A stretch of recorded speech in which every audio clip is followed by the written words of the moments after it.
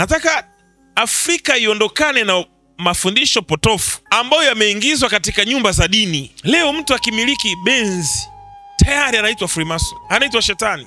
Yani mnamtukuza shetani. Nyumba ya dini sio kwa ajili ya kumtukuza shetani. Nyumba ya dini ni kwa ajili ya kuongea vitu vya Mungu. Lakini shetani anatajwa sana kwenye nyumba za ibada kuliko hata Mungu mwenyewe. Sasa badala yake inabadilika kuwa nyumba ya shetani sasa badala ya kuwa nyumba ya Mungu. Kwa sababu nafasi kubwa anapewa shetani. Shetani. Hivi unajua kama kuna nyimbo zinapaswa kusikilizwa ni nyimbo zinazoinua uwepo wa Mungu, zinazotaja majina yake, zinazotaja uwezo wake, zinazotaja matendo yake, sifa zake.